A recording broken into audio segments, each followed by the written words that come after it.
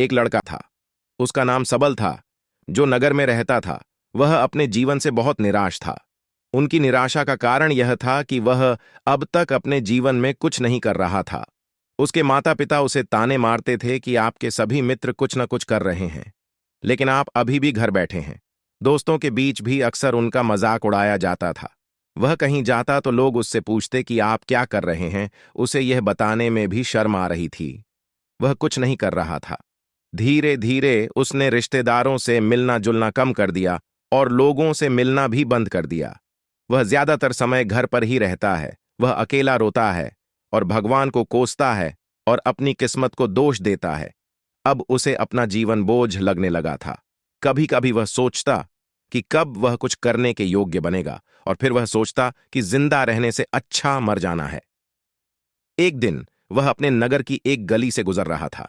तभी उसने देखा कि एक उपदेशक दुख और परेशानियों पर उपदेश दे रहा है। वह भी उसी भीड़ में सबसे पीछे बैठ गया और गुरु के प्रवचन सुनने लगा। उपदेशक कह रहा था, दुख एक शिक्षक की तरह है, जो हमें जीवन की सच्चाई दिखाता है और हमें जीने का सही तरीका सिखाता है।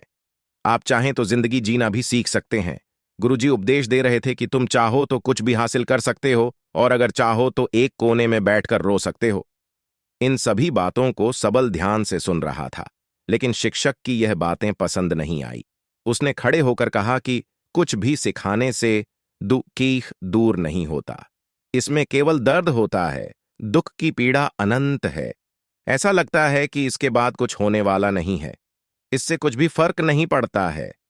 इसके सामने तो मौत भी छोटी लगती है। उपदेशक ने कहा, फिर तुम्हारा दुख क्या है? सबल ने उसके सामने अपनी सारी व्यथा सुनाई और पूछा, मेरे दुख का कोई उपाय है तुम्हारे पास? यह सुनकर शिक्षक मुस्कुराए और बोले, तुम उस दिन मेरे पास आओ जब आपके जीवन में वास्तविक दर्द हो। मैं आपकी समस्या का समाधान अवश्य करूंगा। यह कहकर गुरु वहां से चला गया। सबल ने सोचा, कहीं मेरा दुख नकली तो नहीं है?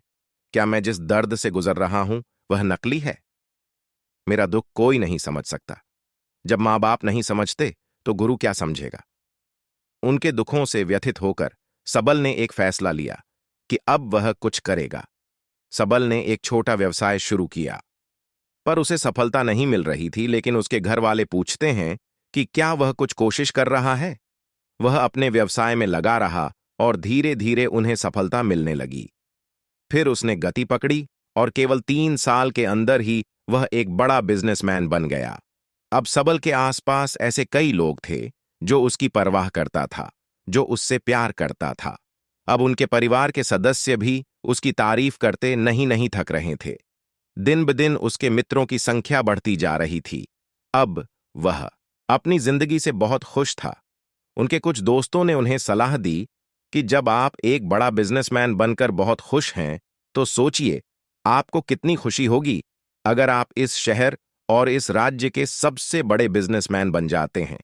कितने लोग आपसे जुड़ना चाहेंगे, आपकी कितनी बड़ी ख्याति होगी, और स्वयं राजा भी आपसे दोस्ती करना चाहेंगे और जरूरत पड़ने पर ही आपसे पैसे उधार लेंगे। दोस्तों की यह बात सबल के मन में घर कर गई। अब वह और पैसे कमाने की कोशिश करने लगा, लेकिन उसे यह सब बहुत ही जल्दी चाहिए था। वह समय बर्बाद नहीं करना चाहता था। उनका अधिकांश समय इन चीजों को प्राप्त करने में गलाने लगा। इसलिए वह ऐसे काम करने लगा जो सही नहीं था। उसने बड़ा उधार लेना शुरू कर दिया। उसके दोस्तों से पैसे की मात्रा और अधिक मुनाफा कमाने के लालच में वह अपने माल में मिलावट करने लगा। उसने अन्य व्यापारियों के खिलाफ भी साजिश रची और उन्हें डराया धमकाया। जैसा उसके दोस्त कहते थे वैसा ही करता था। वह इन तरीकों से ज्यादा पैसा कमा रहा था, पर अब उसके जीवन में पहले जैसा चैन न था। उनके मन की शांति गायब हो गई थी और वह रात को सो नहीं पाता था। वह हंगामे में रहता था। वह सब कुछ पाकर भी उन्हें किसी चीज में सुख नहीं मिल रहा था। एक दिन सबल अपनी गाड़ी में कहीं जा रहा था। तभी रास्ते में उन्हें उपदेशक का आश्रम दिखाई दिया। वह रुका और गुरु के पास जाकर बोला, संत, आपने मुझे मेरे पास आने के लिए कहा था जब मेरे जीवन में सच्चा दुख आता है। अब मैं बहुत दुखी हूं कि मेरी नींद हराम हो गई है। मुझे कहीं भी शांति नहीं मिल रही है। इस प्रकार सबल ने अपनी सारी समस्याएं गुरु को बता दी। गुरु ने कहा, जब तुम पहली बार मुझसे मिलने आए थे तब भी तुम किसी दुख में थे। आपने उस दर्द से क्या सीखा? सबल ने कहा कि सिर्फ सोचने और चिंता करने से कुछ नहीं होता। आपकी दृष्टि को सच करने के लिए यह कार्रवाई करता है। और सिर्फ काम करने से कुछ नहीं होता, परिणाम भी मिलना चाहिए। जब आपको लगता है कि आपका लक्ष्य हासिल नहीं होने वाला, तब राह में चाहे कितनी भी मुश्किलें आ जाएं, मन कितना भी निराश क्यों ना हो, कितना भी लगता हो कि अब कुछ नहीं होने वाला है, तभी विश्वास करें, मैं जो भी कर रहा हूं उसमें अवश्य सफल होऊंगा। खुद पर ध्यान दो, लोगों पर नहीं। लोग केवल सफल लोगों का सम्मान करते हैं। कोई कितना भी अच्छा क्यों ना हो, वह हमेशा लोगों की नजरों में बोझ बने रहते हैं। यह सब सुनकर उपदेशक मुस्कुराया और बोला, जब आपके पास है तो यह वास्तविक दुख नहीं है। अपने जीवन में वास्तविक दुख आए तब मेरे पास आओ, मैं उसे ठीक कर दूंगा। सबल ने जाते समय साधु को सोने के सिक्कों से भरा घड़ा भेंट किया। घड़े को देखकर गुरु ने कहा कि यह मेरे किसी काम का नहीं है, उस पेड़ के नीचे गड्ढा खोदकर गाड़ दो। सबल ने घड़े को पेड़ के नीचे दबा दिया, जैसा कि गुरु ने बताया, और वहां से चला गया। कुछ दिनों से कारोबार ठीक चल रहा था, लेकिन व्यापार के गलत तरीके के कारण धीरे धीरे उसे व्यापार में घाटा होने लगा। उसकी सारी दौलत धीरे धीरे खत्म होने लगी, और एक दिन ऐसा भी आया जब उसके पास कुछ भी नहीं बचा और उस पर कर्ज का बोझ चढ़ गया था। परंतु वह निश्चिंत था, क्योंकि उसने अपना सारा कर्ज अपने दोस्तों से लिया था। उसने सोचा कि उसके दोस्त बुरे वक्त में उनके साथ खड़े रहेंगे, लेकिन ऐसा कुछ नहीं हुआ। जैसे ही बुरा वक्त आया, दोस्त पहले उससे कर्ज मांगने लगे। अगर उसने कर्ज नहीं लौटाया, उन्होंने उसे जान से मारने की धमकी भी दी। उनके सभी शुभचिंतक और प्रियजन उससे दूर हो गए। उसके दोस्त, जो उसके साथ मस्ती किया करते थे, अब उससे दूर भाग रहे थे। उसका परिवार उसकी गलतियां और कमियां गिनने लगा। उनकी सारी संपत्ति नीलाम कर दी गई और उसके पास कुछ भी न बचा। जब उसने अपने पिता से मदद मांगी, पिता ने कहा कि मेरे पास थोड़ी सी संपत्ति है, मैं तुम्हारी मां को क्या कहूंगा? अगर मैं तुम्हें दे दूं, यह संपत्ति हमारा अंतिम उपाय है। सबल के मन में गहरा दुख छा गया। उसके आसपास कोई नहीं था जो उनके दुख को समझ सके, जो उसे संभाल सके। जनता के इस विश्वासघात के कारण वह अंदर से टूट चुका था। वह सोचने लगा कि अब जीने का क्या मतलब है, अब मौत ही मेरा सहारा है। वह आत्महत्या करने के लिए पहाड़ी पर जा रहा था। तब से उसे याद आया कि उस शिक्षक ने उससे कहा था, मेरे पास आओ जब तुम्हारे जीवन में वास्तविक दुख हो। सबल गुरु के पास गया और अपनी सारी व्यथा सुनाई। आंखों में आंसू लिए उसने कहा, हे गुरु जी, मेरे दुख का निवारण कीजिए। गुरु ने कहा, जब जीवन में असली दुख होता है तब मेरे पास आ जाना, मैं इसे जरूर ठीक करूं। सबल ने कहा कि ये क्या हो रहा है, मेरी जिंदगी में अभी दुख नहीं है। तो आखिर असली दुख क्या है? गुरुजी ने सबसे कहा कि पहले आप मुझे बताओ, आपने अपने दुख से क्या सीखा? सबल ने कहा कि मैंने वह सीखा, जो लोग हमारे जीवन में आते हैं वह हमारी सफलता और प्रगति के कारण वो हमें धोखा जरूर देंगे, क्योंकि बुरे समय में वे हमारे साथ नहीं खड़े होंगे। वे अच्छे समय में ही हमारा फायदा उठाएंगे और बुरे समय में हमें छोड़ देंगे। उन लोगों पर ही भरोसा करें जो हमारे बुरे समय में हमारे साथ खड़े रहते हैं। लेकिन ऐसे लोग बहुत कम होते हैं, लेकिन जिनके पास है उन्हें उनकी सराहना करनी चाहिए, उनका अपमान नहीं करना चाहिए। मैंने कभी भी किसी के खिलाफ साजिश नहीं रखना चाहिए। अपना काम ईमानदारी और धैर्य से करें और कभी लालची मत बनो। अपने सारे दुख दर्द और अनुभव बयां करने के बाद सबल गुरुजी के सामने आंखों में आंसू लिए बैठ गया। कुछ देर बाद साधु उठे और पेड़ के नीचे एक गड्ढा खोदा और घड़ा निकाल लिया, जो सोने के सिक्कों से भरा हुआ था। उसने सबल को देकर कहा, मेरे पास आओ जब तुम्हारे जीवन में वास्तविक दुख हो। सबल ने अपने शिक्षक को धन्यवाद दिया और उसे प्रणाम करके चला गया। उस पैसे से उन्होंने एक छोटा सा व्यवसाय शुरू किया। अब वह छोटा व्यापारी बनकर भी खुश हैं। उन्होंने पूरी लगन और ईमानदारी से कारोबार किया। जल्द ही वह अपने शहर का एक बड़ा व्यापारी बन गया। उनका जीवन सुख सुविधाओं से भरा हुआ था। लेकिन कोई कितना भी अच्छा क्यों ना हो, लेकिन जीवन में दुख आता है तो सबल के जीवन में भी दुख आते थे। अपने माता पिता की मृत्यु के रूप में वे दोनों एक ही दिन मर गए। सबल अपने माता पिता से बहुत प्यार करता था, इसलिए उनके निधन से उन्हें गहरा सदमा लगा। वह शवों को ले गया, दोनों को श्मशान घाट ले गया, जहां अंतिम संस्कार किया गया। वहां उसने अपने माता पिता का शव जलता हुआ देखा तो उनका मन बेचैन हो उठा। उसके मन में कई सवाल उठने लगे। वह घर वापस आ गया, इसलिए उसने अपने माता पिता के घर और संपत्ति को देखा, जिसके लिए उनके पिता हमेशा लड़ते रहे, आज जो छूटा पड़ा है। जिन्होंने इसकी देखभाल की, इसके लिए लड़ने वाले इस दुनिया से चले गए। उसके पिता ने जो कुछ कमाया वह सब यहीं रह गया। एक दिन पहले तक उसके पिता मारपीट करते थे किसी के साथ उसकी संपत्ति के लिए, आज वो खुद इस दुनिया से चले गए। उसका मन ऐसे अनेक विचारों के बवंडर में था। वह अंदर से अकेला और डरा हुआ महसूस कर रहा था। वह खाली महसूस कर रहा था। उसे लगा कि कुछ है, वह समझ नहीं सका। इसलिए वह गुरु के पास गया। उसे देखकर गुरुजी ने कहा, क्या जीवन में कोई दुख है? सबल ने कहा, वैसे तो जीवन में कोई दुख नहीं है, सब कुछ अच्छा चल रहा है, लेकिन आज मेरे माता पिता का देहांत हो गया है। मैं इस घटना से बेहद दुखी और परेशान हूं। गुरुजी ने कहा, इसमें दुखी होने की क्या बात है? एक दिन सबके अपनों को मरना है। कोई न कभी जिया है और न कभी रहेगा। एक दिन तुझे भी मरना है। शायद तुम कल ही मर जाओगे, या आप आज भी मर सकते हो।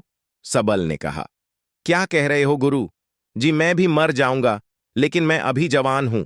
गुरु ने कहा कि सब जी रहे हैं इस भ्रम में कि मृत्यु केवल दूसरों को आती है, बड़ों के पास ही आती है।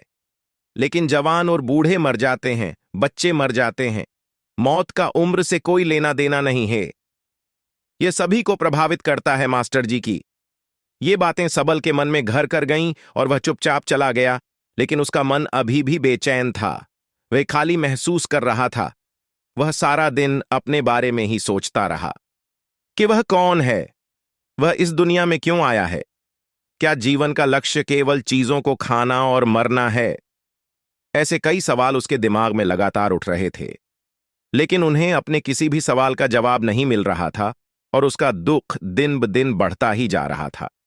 इसलिए कुछ दिन बाद वह फिर से गुरुजी के पास पहुंचा और बोला, हे स्वामी, मैं बहुत दुखी हूं, क्योंकि मैं यह नहीं जान पा रहा हूं कि मैं कौन हूं और मैं इस दुनिया में क्यों आया। यह सुनकर गुरुजी मुस्कुराए और बोले, आज आपके जीवन में पहली बार सच्चा दुख उत्पन्न हो गया है। यह वास्तव में दुख कहलाने के लायक है। हम नहीं जानते कि हम कौन हैं, हम क्यों आए हैं, क्या करें, कैसे करना है।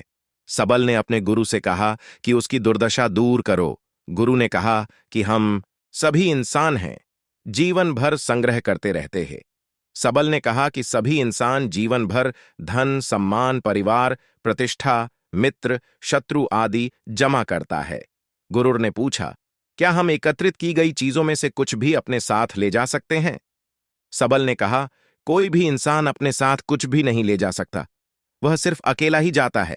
मेरे माता पिता भी अपने साथ कुछ भी नहीं लेकर गए। सब कुछ, धन संपत्ति, वैभव, सब कुछ यहां पर छोड़कर गए। शिक्षक ने कहा, अब मेरी बात ध्यान से सुनो।